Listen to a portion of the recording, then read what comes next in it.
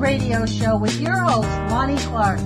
We stand together and accept that we now live in a world transformed by Fukushima. Monday, Wednesday, and Friday from 8 a.m. to 9 a.m. Pacific Standard Time here on UCY.TV Radio. We relentlessly engage every ear that listens. We expose and confront the complete lack of accountability for the nuclear industry. Consider social engineering programs who view our bodies, minds, and souls as assets on a balance sheet. We discuss vital current issues, interview activists, and engage our audience in an effort to allow all voices to be heard. The Age of Fission Radio Show creates a venue that all will choose. We encourage our listeners to reclaim their power and their courage to take action and save our planet from the ravages of greed and indifference. Our actions matter. Every voice matters. We remind our listeners that happiness is resistance.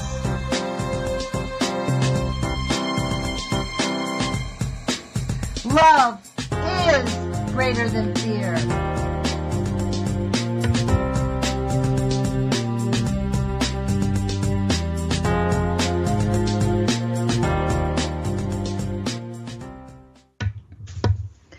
Good morning, UCY.TV radio listeners. This is Lonnie Clark with the Age of Fission Radio Show. Thanks for joining us. It's 8 o'clock in the morning. Today is July 12th, 2017. And we definitely appreciate you being here. It's interesting doing this radio show because I line up guests. A long time ago, I made a commitment that I was going to kind of make this an interview show and give voice to people who want to speak out about the nuclear industry, to disclose the lies, to speak about their victimhood, because a lot of people are victims, as we've seen with Erica from Oklahoma, who basically, her family has really been harassed, to be honest, because they started speaking out. She's going to be joining us next month also. But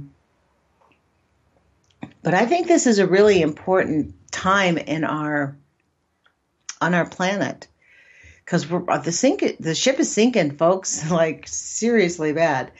I had Maya Coop, who was scheduled with us this morning. Something came up very last minute with her. I don't know if she'll be able to call in, but if she can, she will. She was the young woman who spoke to us about Serco, which was something I had never really even heard about. Serco is like a mega corporation out of Britain that basically has their tentacles in everything, kind of like, you know how Blackwater is with war? Well, that's how Serco is with everything else, frankly. I mean, they're part of Obamacare, and there's a whole bunch of stuff that they actually do. They're involved in our prisons. They are involved in our military. They pretty much are part of the deep state. That being said, Maya's not here. If anybody wants to call in, you can give me a call at 718-717-8106. That's 718-717-8106. Or if you're on Skype, you can Skype me at Lonnie.Clark7. That's LONNIE.CLARK, and then the number 7. Otherwise, I'm going to press on with my little last minute of deals because I really thought we were going to be talking, but something came up. This was interesting about Serco because I had these lined up to discuss with her. Here's an article that just came out June 30th, 2017. Serco suffers amid crisis in Qatar and political strife. Tensions rocking Qatar and political uncertainty in the UK are among a cocktail of headwinds Serco is grappling with. It emerged today as the troubled outsourcer revealed flat revenues. Chief Executive Rupert Soames, SOAMES, warned over the last 6 months the environment is in several of our markets has become markedly more unpredictable, so we remain sensibly cautious. The reason that this struck a serious note is what's rocking Serco is the Trump administration, because as we know, Jared Kushner had a hand in creating the strife between Saudi Arabia and Qatar after he didn't get his $550 million loan. He got mad and went to some people and stirred up some trouble. So now there's a lot of strife, a lot of things going on in Qatar, a lot of anxiety going on. Also, Obamacare, they're going after Obamacare. Serco is actually one of the major funders of, not a funder, but they receive the funds. They receive the contracts. They're the people that are doing the jobs. Also, the Common Core.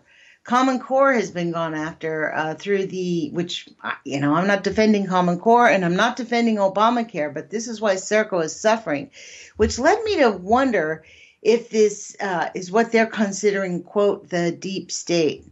This British company that's had its tentacles in everything. And I wonder, Trump's attorney, Cohn, C-O-H-N, his dad has been involved in government since World War II. So I'm wondering if this isn't just kind of like a deep state mega war on all of us. You know what I mean? We're being led around by the noses to make us believe that we have a vested interest in any of this crap, to be honest. Because when I Google, I was going to ask Maya about some of this stuff. So what I wanted to ask her about was really what she thought about how Serco is being sort of, inside the war of the Trump administration, and the fact that we still can't hear anything about nuclear. And not only that, the Trump administration is digging in deep into nuclear. They are going for the gold on nuclear stuff. Rick Perry is an absolute disaster, not only for our environment, but for the nuclear industry in terms of nuclear safety. They have absolutely no common sense regarding nuclear. Rick Perry oversaw, let me pull this up, a nuclear disaster and in Texas. And honestly, oh my God, this last thing that happened out in Hanford, Rick Perry, like an idiot, went out there and said, well, we had no idea that this was going on.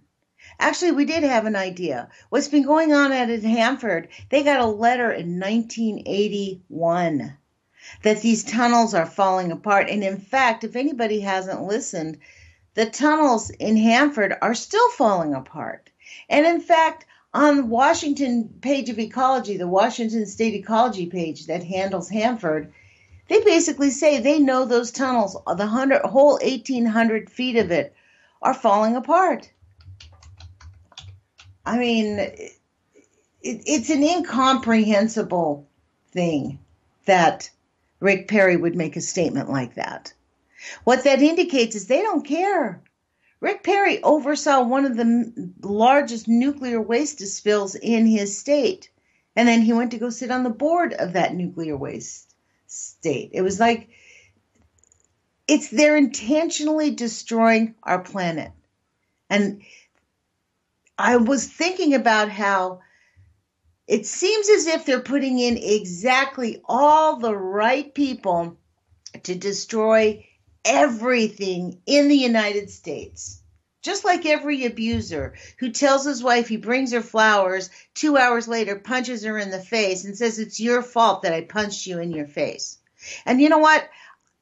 I hope that these messages go out to men who have battered their wives. Because until you admit it, you are not going to stop. Until you recognize that what your behavior is about is not about them, it's about you. And that's this whole thing with all of this. It has nothing to do with the economy, them destroying our economy. These people are greedy bastards. That's what they're doing. Jared Kushner did not get a $500 million loan from Qatar. So what did he do? Go to Saudi Arabia and stir up a bunch of dirt. Ha ha. I mean, Bibi Netanyahu probably loves this kid. Okay, so let's look at look at this. Let us, while I'm here on the Hanford site, because I wanted to get you that statement of what they were talking about. Let me see if we can get to the emergencies. Let's go to the newsroom and let's see what they are telling us about the cleanup. The environmental cleanup work taking place at the Hanford Nuclear Reservation represents one of America's most challenging, technologically advanced project. I should hope so. Accurate reporting of the cleanup work at Hanford is critical to ensuring that citizens, stakeholders, regulatory officials, tribal leaders, and site employees understand the scope of the work, dangers associated with it, and commitment to safety that is paramount with all tasks at Hanford. These people make me sick because all they do is fight their employees. Now let's go back to what our dear Secretary of State says about this, because let me just put in Hanford. I said oversight nuclear, but let me put in Hanford so we can be specific so I don't have to dig around. Okay, here he was, May 9th. It's a serious situation after tunnel collapse in Washington nuclear facility.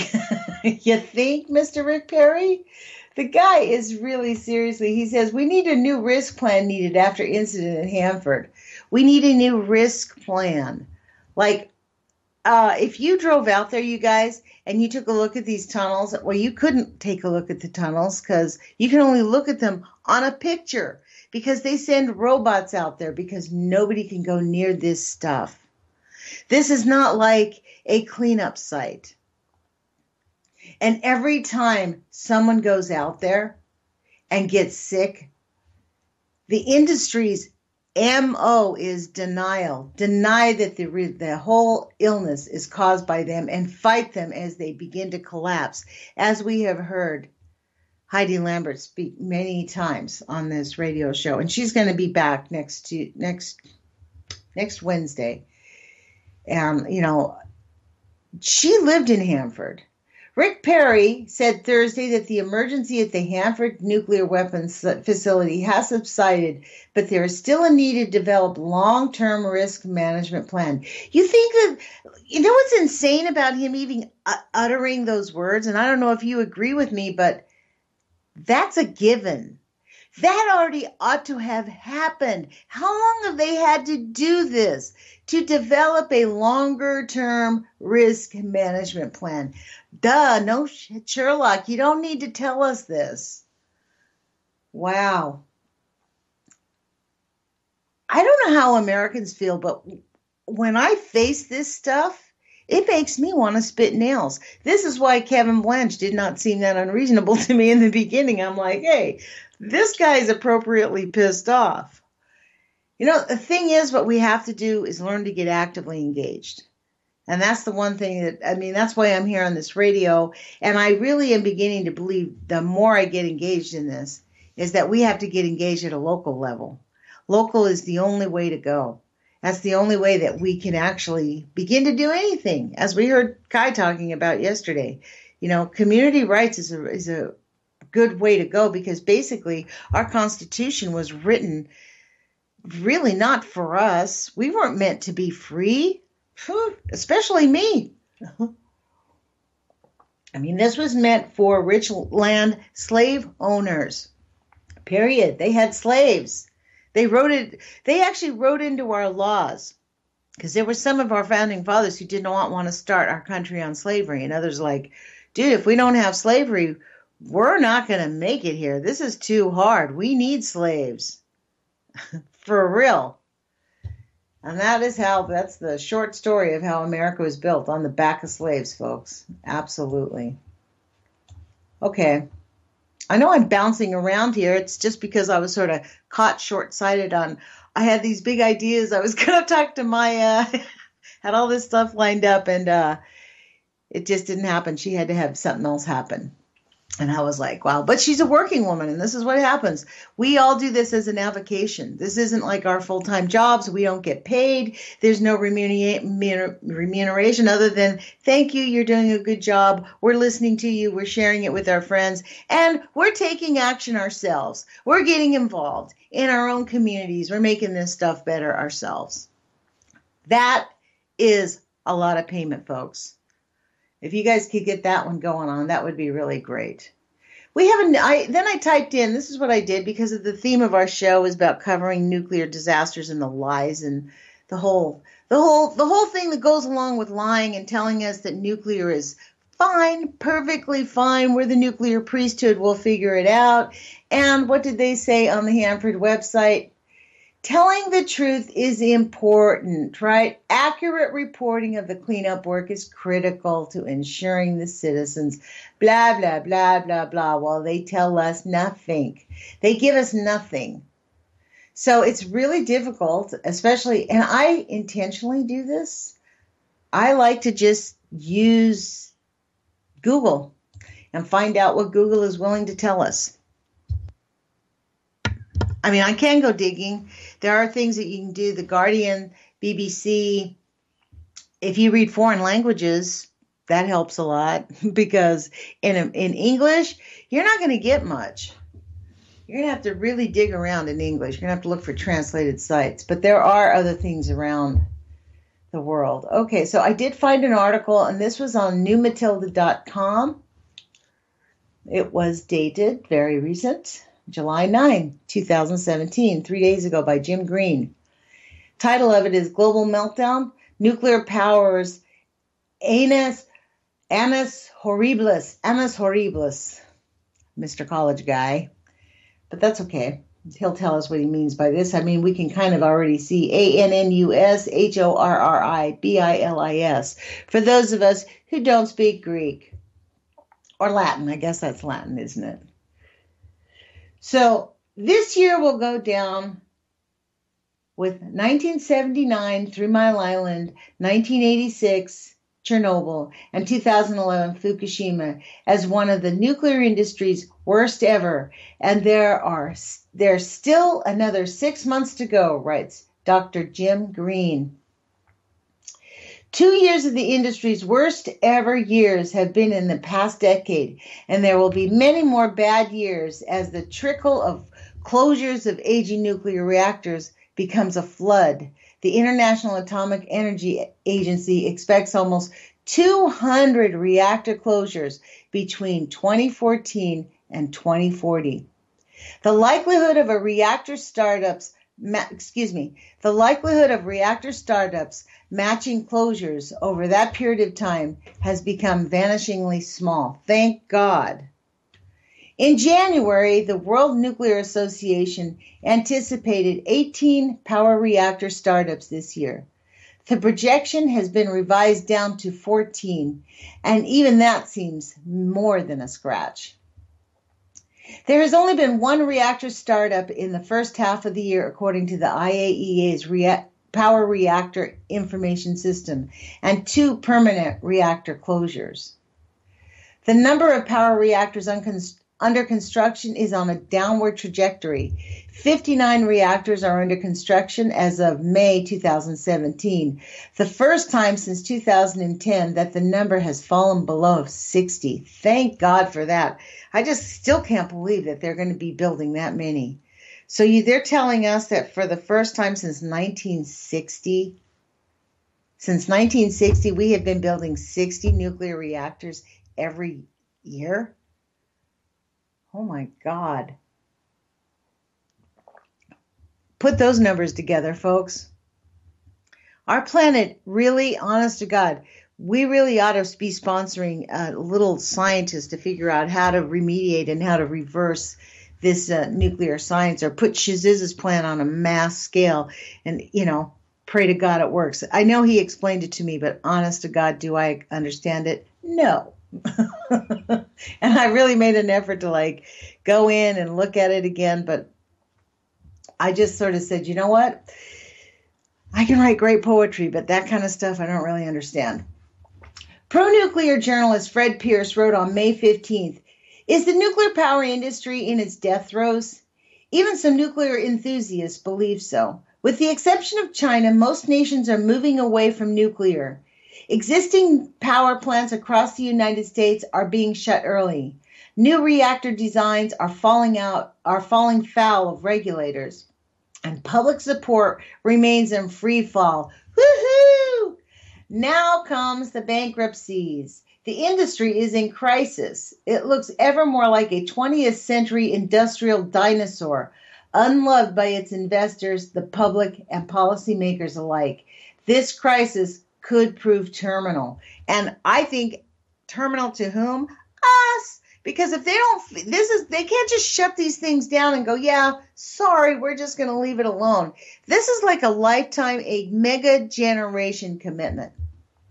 Pro-nuclear lobbying groups are warning about nuclear power's, quote, rapidly accelerating crisis, unquote, and a, quote, crisis that threatens the death of nuclear energy in the West, unquote, and that noting the industry is on life support in the United States and other developed economies.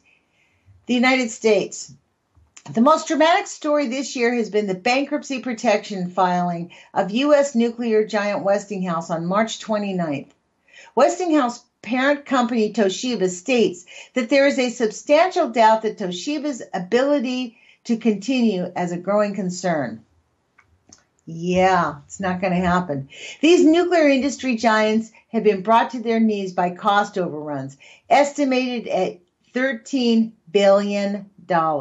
Cost overruns.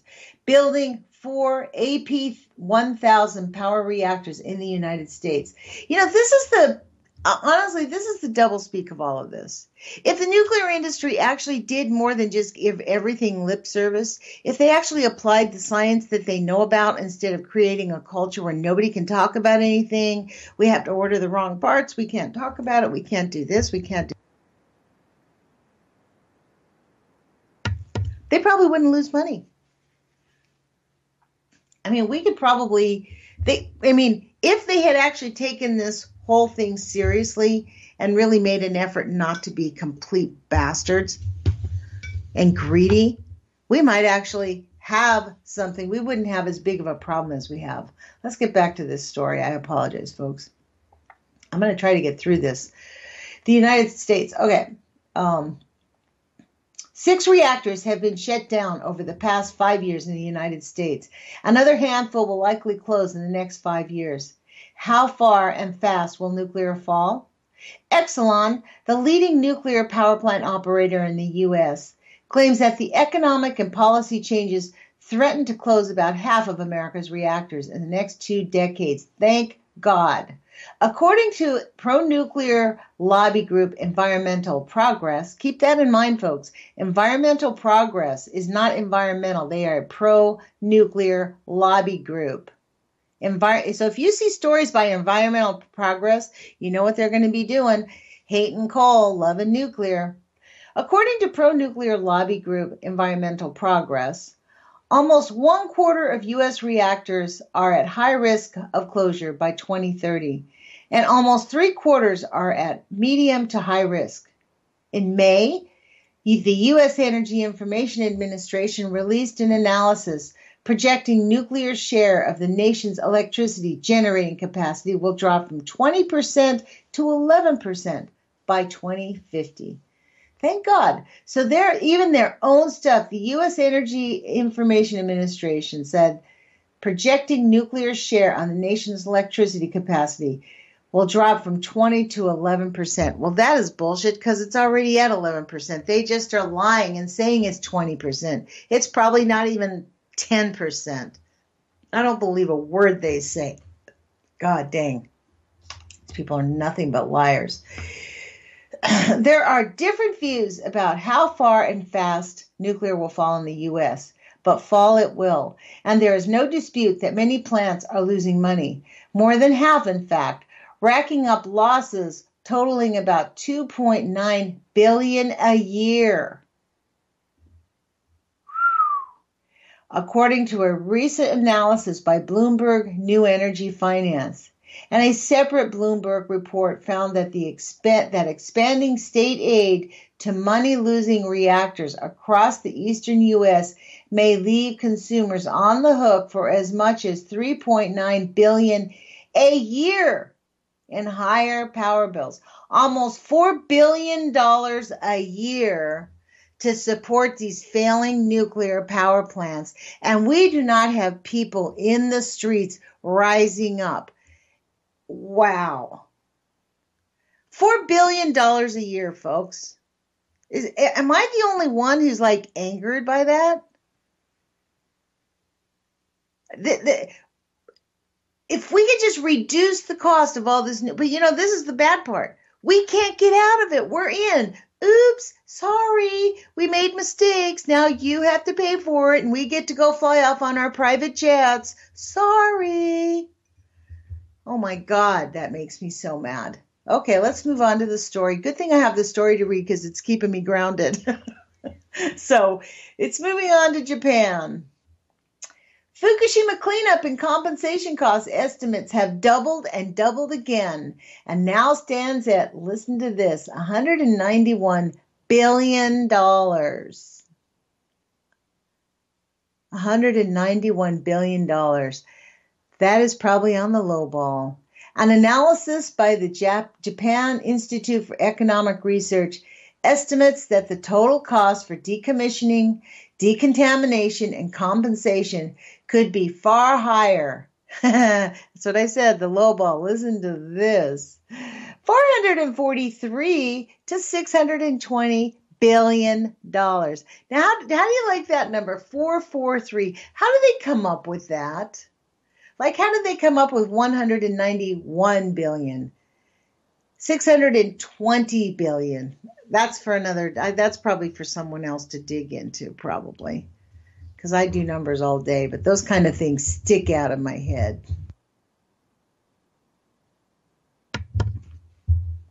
Only 5 reactors are operating in Japan as of July 2017. I can't believe they let 5 reactors open. I bet you it came amidst a bunch of huge protests in every single one of those places, and we only heard about 1 or 2 of them. I know I did. Compared to 54, okay, I beg your pardon. I stopped mid-sentence. Only 5 reactors are operating in Japan as of July 2017, compared to 54 before March 2011 Fukushima disaster. The prospects for new reactors are bleak, you think? Japan has given up on its Manju fast breeder reactor. Thank God. Successive governments wasted $10.6 billion on Manju, and decommissioning will cost another $2.7 billion. Just to decommission this monster, $2.7 billion. Well, I just read a story that one of the biggest things happening in Japan is people are beginning to live in poverty, single moms, and it's a great shame for them. And this is what's happening. Wow.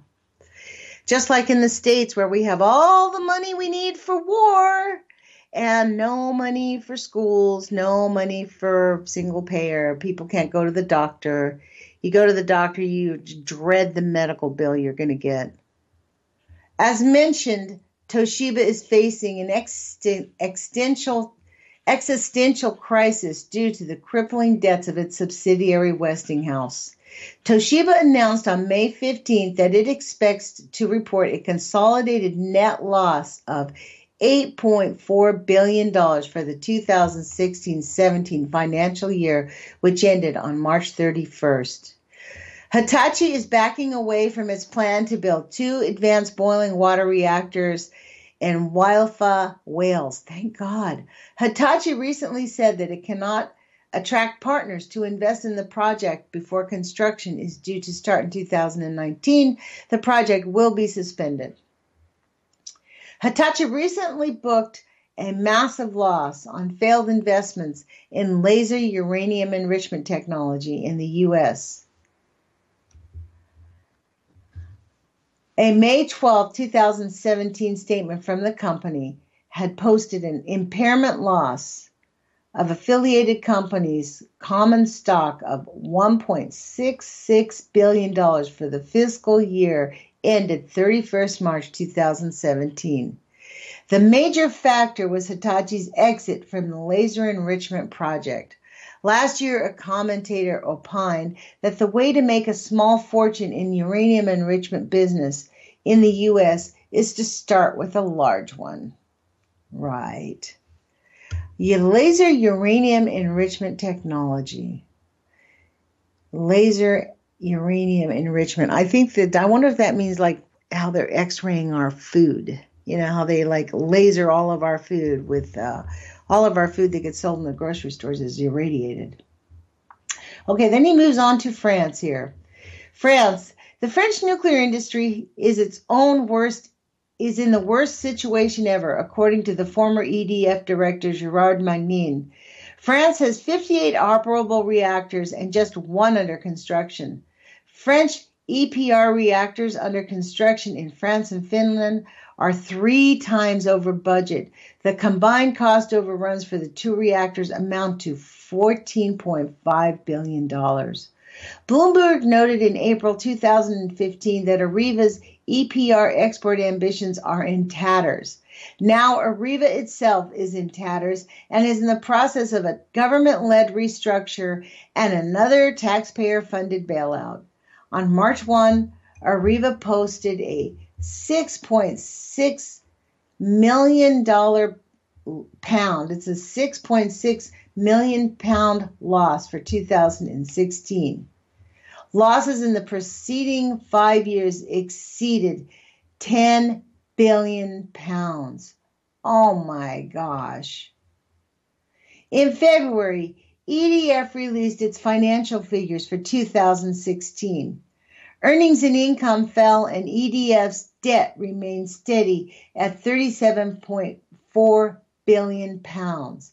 EDF plans to sell 10 billion pounds of assets by 2020 to rein in its debt and to sack up to 7,000 staff.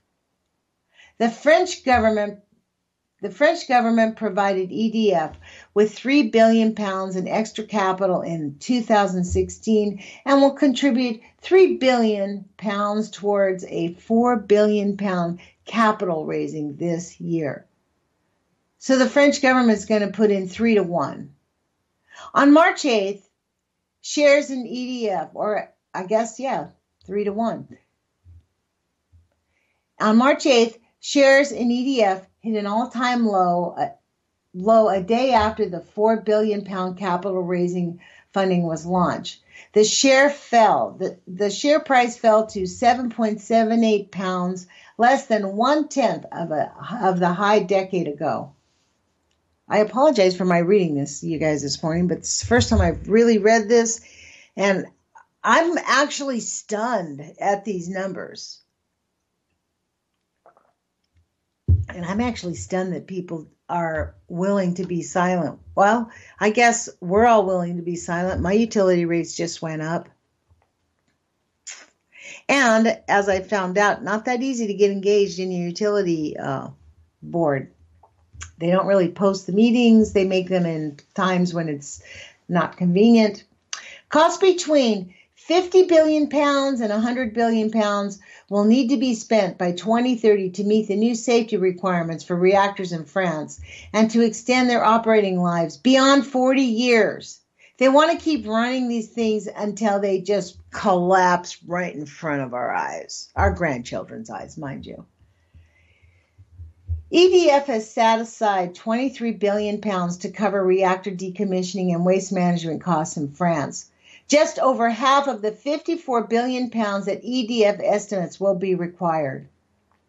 A recent report of the French National Assembly's Commission on Sustainable Development and Regional Development concluded there is an obvious under-provisioning and that decommissioning and waste management will take longer, be more challenging, and cost much more than EDF anticipates. In 2015, concerns about the integrity of some EDR pressure vessels were revealed. prompting investigations that are still ongoing. And I wonder if this meant EPR. What is EPR? I beg your pardon, maybe we read that somewhere else, but I don't know what an EPR is. They just threw that language in there. In 2015, concerns about the integrity of some EPR pressure vessels were revealed, prompting investigations that are still ongoing. Last year, the scandal was magnified when the French Nuclear Safety Authority, ASN, announced that Areva had informed it of, quote, irregularities in components produced at its Creusot-Forge plant, unquote. The problems concern documents attesting to the quality of parts manufactured at the site. At least 400 of the 10,000 quality documents reviewed by Areva contained anomalies. Work at the Creusot-Forge foundry was suspended in the wake of the scandal, and Areva is awaiting ASN approval to restart the foundry. Excuse me 1 second.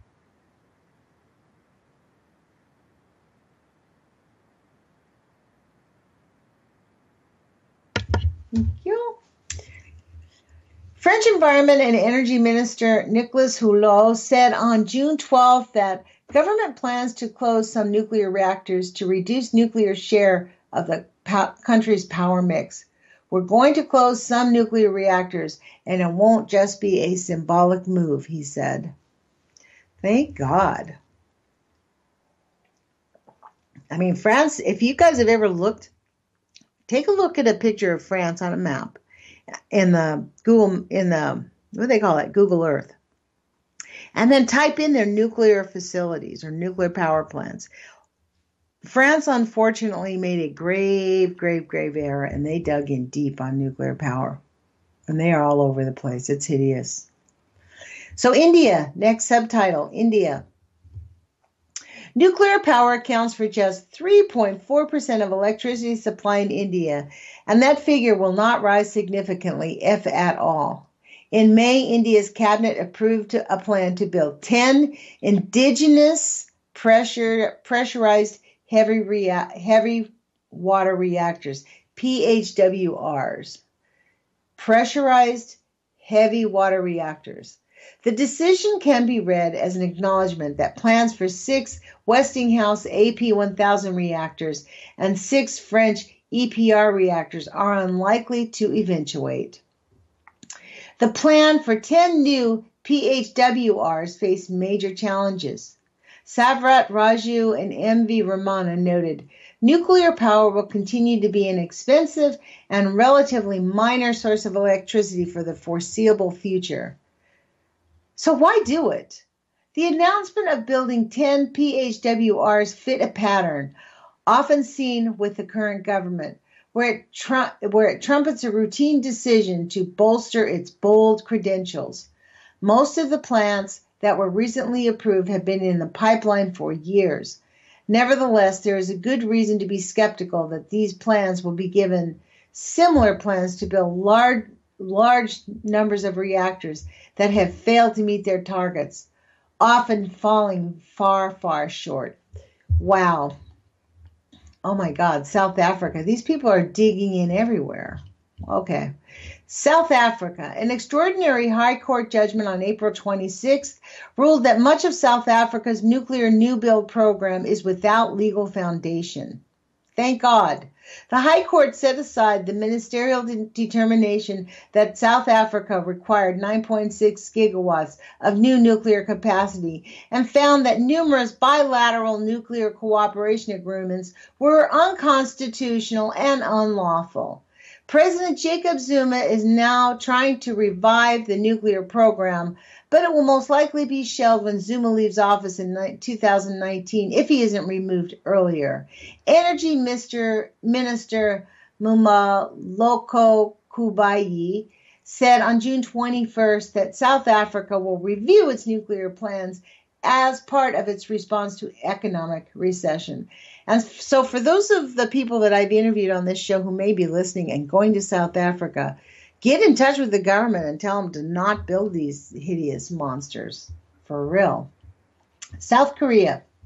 South Korea's new president, Moon Jae, said on June 19th that his government will halt plans to build new nuclear power plants and will not extend the lifespan of existing plants beyond 40 years. Good. President Moon said we will completely re-examine the existing policies on nuclear power. We will scrap the nuclear-centered policies and move toward a nuclear-free era. We will eliminate all plans to build new nuclear plants. Wow. Since the presidential election on May 9th, the aging Korea 1 reactor has been permanently shut down. Work on two partially built reactors, Shinkory 5 and 6, has been suspended pending a review, and work on two planned reactors, Shinhanul 3 and 4, has been stopped. Taiwan. Taiwan's cabinet reiterated on June 12th the government's resolve to phase out nuclear power. The government remains committed to the goal of decommissioning the 3 operational nuclear power plants as scheduled and making Taiwan nuclear free by 2025, cabinet spokesman Hsu Kyung-young said. Kyung-young. Okay, the UK. Oh, it's quite a long ways. I think I have enough time to read it. Tim Yao, a former conservative politician and now a nuclear industry lobbyist with New Nuclear Watch Europe, said the compounding problem facing nuclear developments in the UK add up to something of a crisis for the UK's nuclear new build program.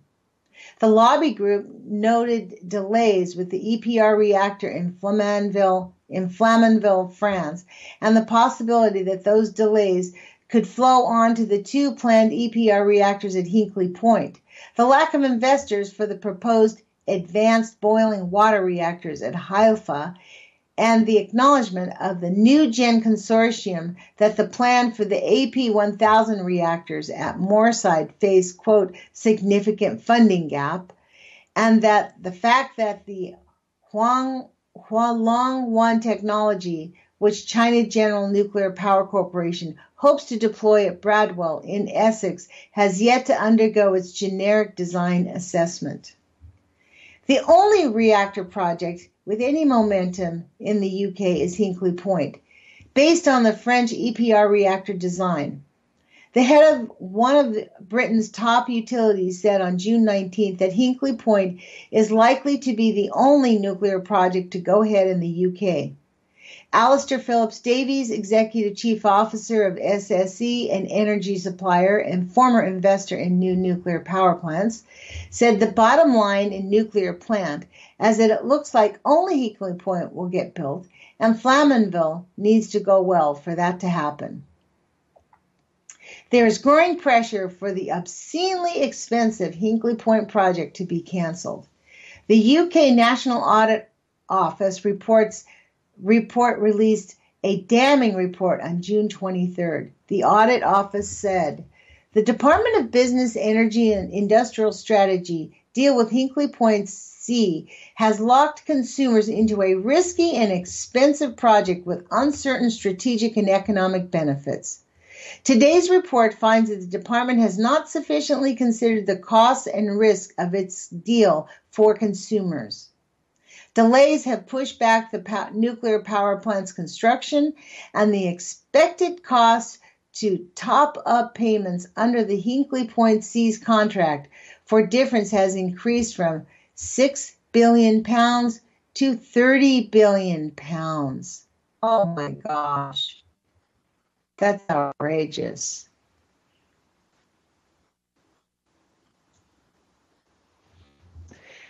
I'm dumbfounded that we do not have people in the street over this stuff. Writing in the Financial Times on May 26, Neil Collins said, EDF, of course, is the contractor for that white elephant in the nuclear room, Hinkley Point. If this unproven design ever gets built and produces electricity, the UK consumer will be obliged to pay over twice the current market price for the output. The UK's energy market is in an unholy mess. Scrapping Hinkley Point would not solve all of the problems, but it would be a start. And it goes on. Hinkley Point is one of the, quote, greatest spending dinosaurs of the political dark ages, according to the government. It is the white elephant, according to an editorial in the Times.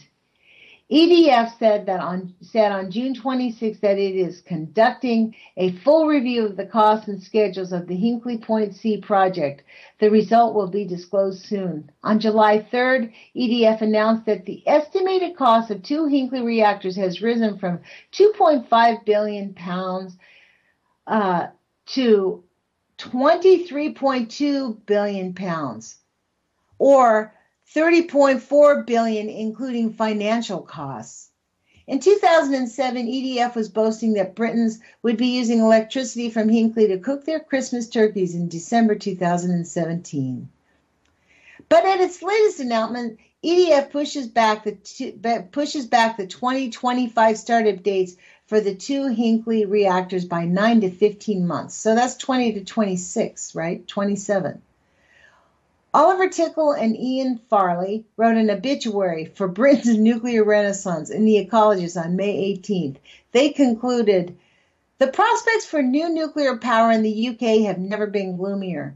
The only way new nuclear power stations will ever be built in the UK is with massive political and financial commitment from government. That commitment is clearly absent. So yes, this finally looks like the end of the UK's nuclear renaissance. And they just move on. Okay, I think I can get all 3 of these. Switzerland. Voters in Switzerland supported on May 21st referendum on a package of energy policy measures, including a ban on new nuclear power reactors. Woohoo! Thus, Switzerland has opted for a gradual nuclear phase-out, and all reactors will probably be closed by the early 2030, if not earlier. Germany will close its last reactor much sooner than Switzerland in 2022. Wow. Sweden. Unit 1 of the Oskarshamn nuclear power plant in Sweden has been permanently shut down. Unit 2 at the same plant was permanently shut down in 2015. Ringhals 1 and 2 are expected to be shut down in 2019 through 2020, after which Sweden will have just 6 operating power reactors. Sweden, Germany, and Taiwan have made deliberate decisions to phase out nuclear power. In Sweden, the phase will be attritional. Russia. Rosatom Deputy General Director Yevashlav Pershukov said in mid-June that the world market for the construction of new nuclear power plants is shrinking, and the possibilities for building new large reactors abroad are almost exhausted.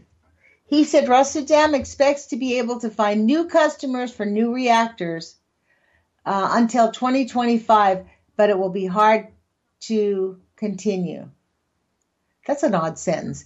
He said Rosatom expects to be able to find new customers for new reactors until 2025, but it will be hard to continue. China. Yay. With 36 power reactors and another 22 under construction, China is the only country with a significant nuclear expansion program. However, nuclear growth could take a big hit in the event of an economic downturn. The nuclear growth could be derailed by a serious accident, which is much more likely because of China's inadequate nuclear safety standards, inadequate regulations, lack of transparency, repression of whistleblowers, world's worst insurance and liability arrangements, security risks, and widespread corruption. And that is the end of it. This is written by Dr. Jim Green, is the National Nuclear Campaign with Friends of the Earth, Australia, and editor of the World Information Service on Energy's Nuclear Monitor newsletter. So it looks like this stuff is going away, but it's not really going away. They're just stopping building more, which is better than nothing, I suppose. But then when we think about this, I wish I had my calculator at hand. We have 60, so we've had, since 2017, we've had 60 nuclear reactors, folks, in our, let me see if I can get to my calculator. So we have 60 nuclear reactors times 17 just since 2017. We have built over 1,000. We have built 1,000, at least 1,020 nuclear facilities. This article says that this is the first time they haven't built 60 nuclear power facilities every year.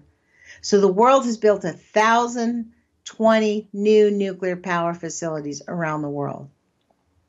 And we think we're going to be able to hand something to our grandchildren, and we're shocked why this is happening. Let me go to our favorite thing that we love to look at on this show and remind people why this matters. It's not just for our children, but mass animal deaths, 2017. July 10th, 40 plus. They stopped counting at 40. I wonder why they stopped counting at 40. 40 plus dead sea lions and 2 dead whales found along the coast of Lambayeque, Peru. Lambayeque, Peru is a place I have been. It is in a little fish town where they make the sardines, where they tin them up and make the sardines.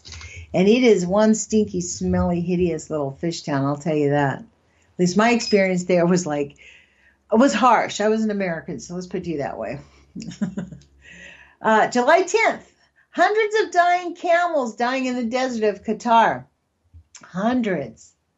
July 9th, 300 dead turtles washed up this year.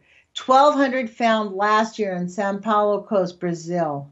The big gigantics, you know. July 9th, thousands of fish die in the canal of Wambriches, France. July 8th, thousands of dead fish found in a dam in Tekirdağ, Turkey. July 7th, thousands of dead fish wash up due to pollution in the waters of Paranoia, Brazil. Paranoia. That's Paranoa. Paranoia. I guess that's really it. I mean, we could go on, but people think that nuclear does not harm anything. We have built over 1,000 nuclear power facilities, which have their nuclear waste dumping into one canal or another. And yet we are still in complete 100% denial that nuclear causes any harm to the environment, that it just gets diluted. Don't worry about it. While we have Hanford, while we have Fukushima. Fukushima, by the way, is getting worse by the day. I don't know if many of you understand this, but the radioactivity in Fukushima is skyrocketing. In fact, if any of you follow Fukushima on the YouTubes, you will actually see that the little videos that they just started posting up new videos again on YouTube. They had them off for like a long time, almost a year. There was just nothing coming out of Fukushima. And recently they decided to start posting them again. Well, in the last few days, we're getting like 1 minute. They should normally be 3 minutes long. And what we're getting is like these short little clips for like 30 seconds, a minute and a half. It's speeded up 60 times, right? So a 3-minute video is 3 hours.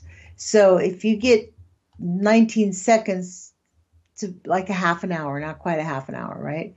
But something's going wrong there. And you can see the smoke if you can go to Fukushima Daiichi on YouTube. Just type that in, and it's just a camera, and just take a look at what's there. Literally, it is just a seething mess. They put pretty little boxes around it, but they're constantly having to change them because they get absorbed with radioactivity. Otherwise, they're going to start melting. Like this is a very bad situation there. And if anyone thinks that it's being handled, it's not. It's totally not. Just like Washington says, it's not. Rick Perry is just such a disaster. Let's go back to the disaster of Rick Perry. As Secretary, the safety of our workforce, communities, and tribal nations that surround our sites and the environment is my highest priority. He's going to say, oops, really sorry when Hanford goes way out of control and he has no idea how to handle it. The guy doesn't even understand. This was intentional. The guy had a Bachelor's of Arts degree in husbandry. Do you think he's qualified to head the energy department? I don't think so. I mean, this is why I think that Serco is engaged in all of this. Talking about Serco is tantamount to understanding how things are run in our government. I guarantee you they have nuclear contracts. I haven't really looked into it. It's not that easy to find out where its tentacles are gone, and that's what Maya shares with us because she's a Maryland resident. She has the right to dig into it. Outside of Maryland, you don't have the right to dig into it. But the safety culture model at these nuclear facilities is non-existent. The entire safety culture model within the nuclear facility. And as this story highlighted that I read to you guys, the reason that it's being read is because the world, it's over with. The world has seen it. The gig is up on nuclear. People know that it's going to kill us. Germany's shutting down everything. The United States is pushing back pretty hard. Donald Trump wants to build a lot of nuclear facilities in this country. He's actually expanding the nuclear contracts. His whole goal is to build more nuclear. Actually, the Nuclear Waste Policy Amendment Act of 2017 is a pretty good indicator of what they want to do. They want to privatize nuclear. That's what that whole thing is about. We are going to override our federal rights, our water rights, our federal water rights, and our state rights and our local water rights, and hand them to a nuclear licensee and say, you guys be the safeguards of this stuff, and if you have to pollute our water to get rid of this and dilute it into the water, that's what you need to do, and no one's going to be held accountable. And if you pay us X amount of dollars, couple $1 million, after that, don't worry about it. You're not going to be held liable. So you can just keep doing what you want to do, just like they do in Hanford. Nobody at Bechtel is going to jail, ever. That's, in fact, why I'm going to college, so that somebody at Bechtel can go to jail. Because those are criminal acts, what they're doing to our nation and to our world.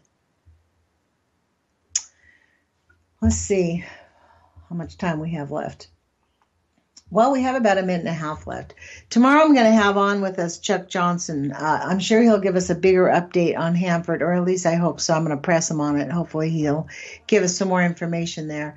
I am making an effort to line up some interviews with Lloyd Marbett, who said he'd come on the radio show. It's summertime, so people are having summer schedule issues. So that's okay. We can deal with it. So I want to thank everybody for following our show and recommending our show to your friends and family and helping our radio station grow. It does really, really matter. We need you to share our station, and we need you to tell your friends how to find us. And, they can go to YouTube and find the Age of Fission radio show podcast. They can come to our website. I like to send people to our website so that people can sort of explore our other shows that we have going on, because it's really important.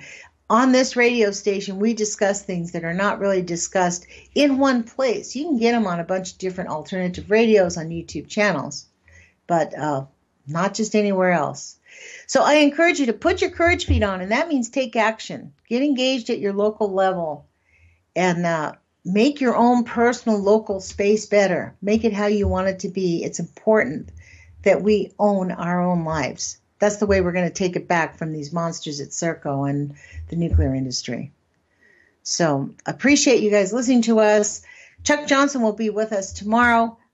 We have some really good. Wendy Lametta is coming back from St. Louis. So put your courage feet on, you guys. We will talk with you soon.